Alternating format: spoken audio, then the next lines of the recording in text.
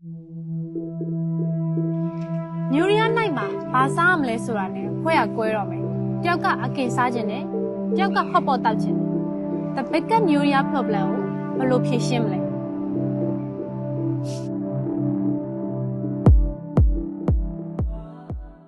အဲ့ဒါဆိုငါတို့အပြင်မှာသွားစားကြမလား ဘာမသွားချင်ပါဘူး New Year မှာပြင်သွားလို့ရှိရင်လူကတိုးရအောင်မယ်ပြီးတော့တစ်ခုခုမှာစားပြီဆိုလို့ရှိရင်တန်းစီပြီးစောင်းရအောင်ပါကော့ကောအိမ်မှာပဲအကင်နဲ့ chase မှာပေါ့ အိမ်မှာစားတာကိုငါလက်ခံနေအကင်တော့မစားချင်ဘူးဟော့ပေါ်ပဲစားမယ် ဟာမရပါဘူးအကင်မအကင်ပဲ ဟော့ပေါ်စားမယ် မ လို့ ရအောင်အကင်ပဲ ဟော့ပေါ်လို့ မရအောင်အကင် ဟော့ပေါ်လို့ အကင်ပဲ ကဲရင်းခုန်နေကြတယ်နှစ်ယောက်လုံးရဲ့ဆန္ဒကိုဖြည့်ဆည်းပေး မင်းကဘာလုပ်ပေးမှလဲငါဟော့ပေါ်ပဲစားချင်တာနော် ငါတော့လုံးဝရှောင်ပေးဦးနော်အကင်မအကင်ပဲ အေးပါနင်တို့နှစ်ယောက်လုံးဖြစ်စေချင်တဲ့ဆန္ဒတိုင်းဖြစ်စီရမယ်ငါနောက်ကလည်းလိုက်ခဲ့ဟုတ်ပြီလား